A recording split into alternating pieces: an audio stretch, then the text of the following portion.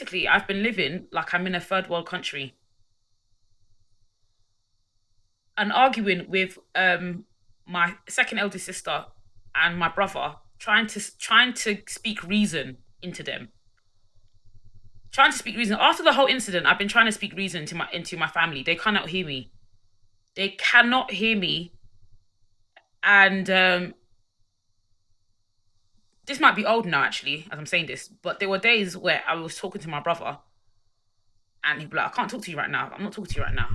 And I'm thinking, am I talking to my Thomas, or is this another imposter who I've managed to ring and has taken hostage the phone? For several years prior to 2020, I cannot reason with the people in my family. When we had Christmases, when Lola was around and Rob was around and Fiola was around, even before Fiola was born, even before Fiola was born, I cannot reason with them, and I cannot reason with them in that house. I cannot reason. I definitely cannot reason with Titi, and somebody else needs to wrestle with Titi. Lola doesn't even talk to Titi because it's like nobody can reason with her. Titi's like, I don't know why Lola's not talking to me. I don't know why Lola's not talking to me. It's because you're autistic and you don't listen. It's because when people talk to you, you don't actually take it in mind. You find it hard. You struggle to understand what people are saying to you. So it's easier for you to write letters and write things down for you to understand it, Titi, because you're autistic. She was accepting any job. She was accepting like scraps. So the way that I was going through my laptop earlier about the jobs that I was applying for, Titi had come back from university and should be on a university salary on her first job, and that's only temporarily. That's only for a few months before you get your promotion or before you tell your manager you want a promotion, you want more money. She got a caution. I gave her a free bus pass. She got a job in real estate as an estate agency and accepted an offer of 14K. 14K. Where in the United Kingdom are people paying 14K? 14K. I can't remember if the job was even full time or part time, but 14K is not the salary. That doesn't sound like salary.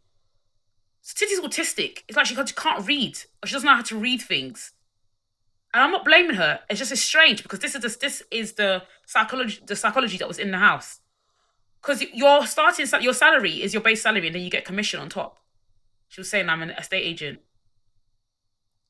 Then she was doing a job that was commission only, and it's some weird motivation job that she's meant to be walking around all of London and taking bus and tube, and she's saying she's doing motivation, and that when you sit in the office and you hear people motivating, it's so motivating, and I just feel like getting up and I'm motivated now. And she was getting no money. How much are you getting paid? She's not disclosing it. I'm not telling you. I'm not telling you. I'm not telling you. So you're not getting any money for this job, and you was working there for like a year. Then she got another job, and then she got ASOS. And during the time as well, something else happened in the house where she was about to lose that ASOS job because something was like in the house. Not something was in the house. There was a guy in the house who was a guy around the area was meant to be delivering post, didn't deliver one of her parcels, and was taking the mick. This is when I say creepy things were happening. Was taking to mick. Titi, it's obviously to calm down and be calm and be rational. She was shouting, shouting, shouting, and swearing at this guy. This guy that works for one of these couriers, Hermes or Every, was swearing, swearing, swearing, swearing.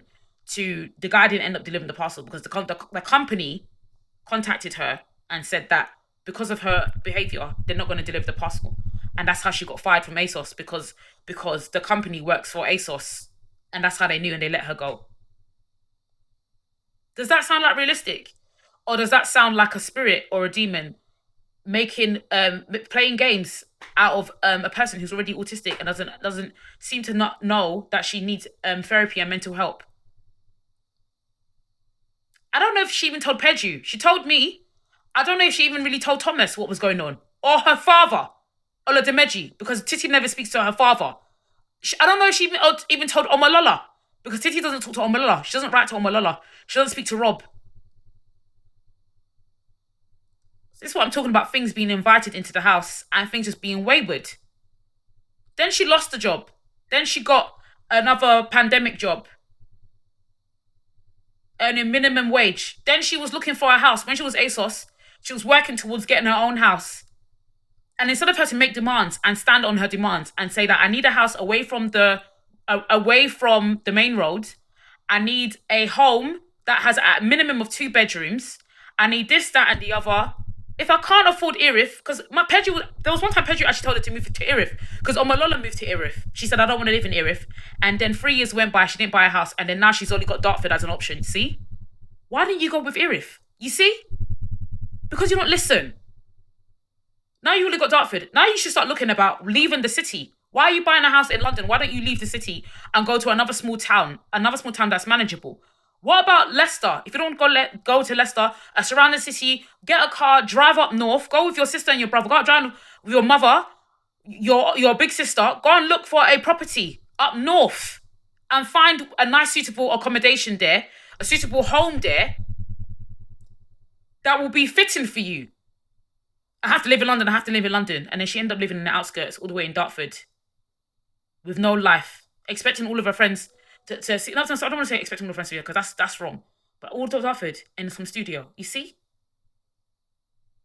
I can say she's got what she has got what was coming to her. I can say that. I can say that because Titi has been wicked to me from the day she was born. Titi's 2 years older than me, and she's evil and cruel. When I say she was wicked and cruel, I've had to make peace with her, make peace, and just for the sake of getting on, and pretend to be her friend to get on. But Titi has been wicked and cruel. And one of the reasons why Thomas got knocked over was because of Titi. Titi is as neglectful as Peju. I can say that. I can say good for her. But can you see, if you're standing on the outside as an observer, if you're standing out on the outside looking at what's going on, can you see how she contributed to the destruction of the home? Can you see how her mentality contributed to the destruction when there should have been a counselor in her home? When it's therapy, I cannot believe it was me that my mum dragged me. It's because she wants to kill me that she dragged me all the way to a ward. When it's Titilayo that is sick. When it's Thomas Akinola that's sick. Thomas is jumping on his leg. You know his leg that he had the accident in? The leg, one of his legs is half scarred. Like the wound is open. You can still see where the flesh healed over. He's jumping on his leg at 30 years old. 30 years old and living in the house with Peju. A man of 25, a man of 30.